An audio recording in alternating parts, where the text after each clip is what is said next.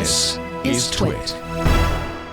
As we know, RubyGems is the official package manager for the Ruby programming language, and in a welcome response to the increasing threat and prevalence of supply chain attacks, the RubyGems repository has become the latest platform following NPM and PyPI to require multi-factor authentication for its more popular package maintainers. Specifically, owners of gems, as they are referred to, having more than 180 million total downloads, are now, as of last Monday, August 15th, required to enable multi-factor authentication. The RubyGems management said, quote, "Users in this category who do not have MFA enabled on the UI and API or UI and gem sign-in level will not be able to edit their profile on the web, perform privileged actions, for example, push and yank gems or add and remove gem owners, or sign in on the command line until they configure MFA." In other words, they'll log in, try to do anything, and they're going to get a nope, sorry, you're too popular. You've got more than 180 million downloads. Okay, you should be proud of that, but just, come on. Let's do multi-factor authentication here.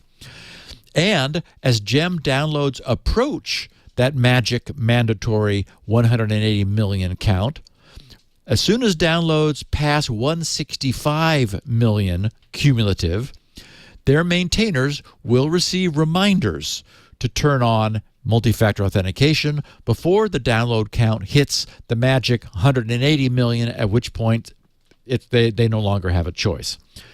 So this is further welcome, of course, in the package ecosystem to improve the past's casual approach to software supply chain security, which no one took that seriously until we started discovering lots of malicious packages in our repositories. So, as we know, adversaries are increasingly setting their sights on open source code repositories, with attacks on NPM and PyPI having snowballed by a combined 289% since 2018. Researchers from Checkmarx, Kaspersky, and Sync have all uncovered a large number of malicious packages in PyPI that could be abused to conduct DDoS attacks and harvest browser passwords, as well as Discord and Roblox credential and payment information. So now RubyGems joins the ranks of NPM and PyPI, which are all tightening their security. And, yay. It's nice to see this happening. It's clearly something that is easily done. As I said before, we still don't have an answer to the IoT problem, to this problem that we've got very sophisticated devices packaged in $5 light switches and plugs with no one standing behind them, where vulnerabilities are being found by researchers and there's just no infrastructure in place to fix them. And it's not like this is like slowing down.